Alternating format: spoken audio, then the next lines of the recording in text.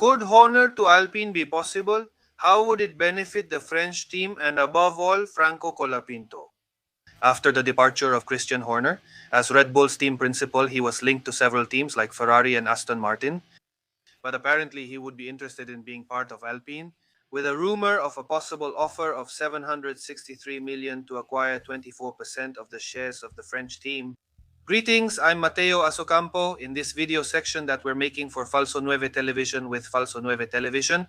Greetings to Mr. Nacho Costasar and Lucas De Micheli. And obviously, you have to think that if he arrives, obviously Christian Horner will want to make all the decisions. How is that going to affect the team, and also how is it going to affect the relationship with Flavio Briatore? Because up until now, the one making the big decisions is the Italian advisor, and obviously if he's in charge, what's going to happen? Also, what about Franco Colapinto? First, I want to greet Mr. Ignacio Costasar. Dear Nacho, how are you? A pleasure, Mati. A pleasure as always. Well, the truth is that it's a situation that for now seems interesting and at the same time it seems complex. Not impossible to resolve, but yes, obviously there's also a possibility there, right? With Horner's clear intent to return to Formula One, he doesn't want to stay away. And there's something that seems more fundamental to me, which has to do with Horner's interest, not just being in the paddock, but also being the owner of a team, right? So, specifically, is that the idea or the intention?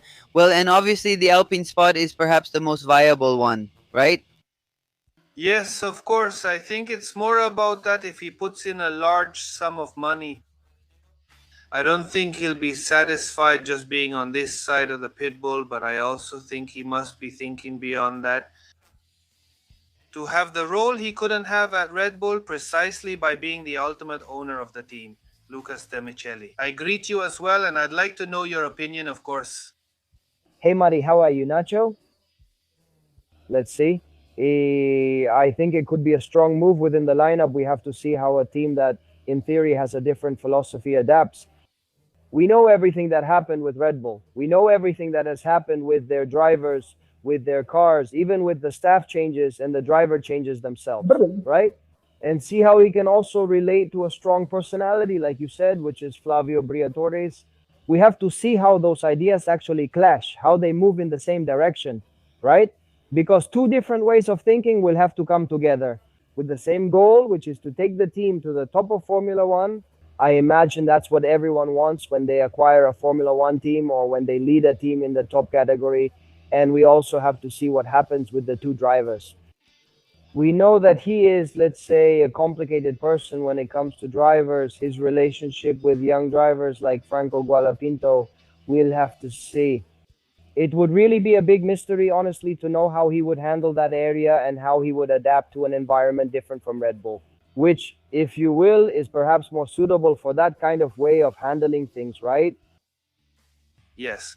Besides, let's not forget the scandals that Horner had at the time in Red Bull, which are very well known, that ended up going nowhere, that ended up in financial settlements. But how did it end up affecting in some way, directly or indirectly, the Austrian team? Not many people from the team ended up leaving for other teams. The case of Jonathan Wheatley, if I'm not mistaken, one of the most important, of course. And then his own departure, not overnight, which was announced halfway through the previous season, and he was eventually replaced by Lauren Mikis. I think that, of course, he must, as Nacho said, and I think I agree with that part, he must want to return to Formula One. One way or another, he wants to be there. He wants to keep being part of the top category. But the thing is, I don't know if any team besides Red Bull would be willing to accept him. And taking into account something you said, Lucas, there's also something that's very true. Florio Viratore is someone very, very powerful when it comes to making decisions. And I think he would clash quite a bit with Horner. And we have to see if when he makes decisions, he also keeps the drivers who are currently there. I'm not talking about this season, but thinking about the seasons to come, if Horner finally takes charge. Nacho, I don't know if you want to add anything else. Well, let's see. Regarding this Viratore issue, I understand that they have an acceptable relationship, a positive relationship. We'll have to see because in some way both of them, At some point, both Horner and Viratore were somewhat marked by different situations. So, in some way, they both have more or less what it takes to be on equal footing. And also, another important point which has to do with Bueno. Today, his role is more like that of a consultant. Horner is perhaps looking to take on a more prominent role as a team owner.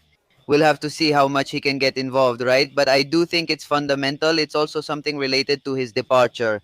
Today, I was reading an article that clarified something pretty interesting for me, which has to do with, first of all, Horner, from what I understand, in addition to compensation for his dismissal.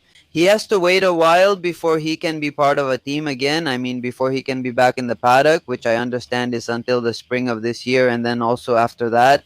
The conglomerate that owns the percentage Horner is after also has a minimum period before it can sell that percentage of the shares it holds in Renault. This conglomerate, another investor, has about 3 years, which will be up around the middle of this year. That would stretch the possibility a little further, but well, we'll see. I think the possibility exists. As long as Horner has the money, it exists, right? But well, Yes, of course, that's a very important point. Well, Horner doesn't lack money. You said it yourself. He has a significant severance package.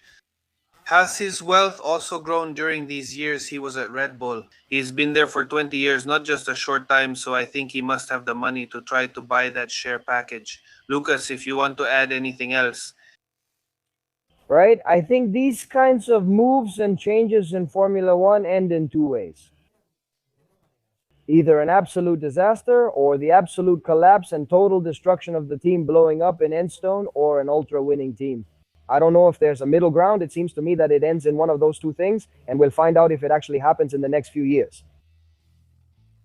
We'll wrap up this video here then. I want to thank Mr. Costasari and Mr. De Micheli for joining me this time. Don't forget to leave your like, your comments so you can also join this conversation and to subscribe to the channel. Of course, remember that the 2026 season starts on March 8th at the Albert Park Circuit in Melbourne, Australia. And we're going to experience the whole Formula One season. This is Falso Nueve Television. See you next time.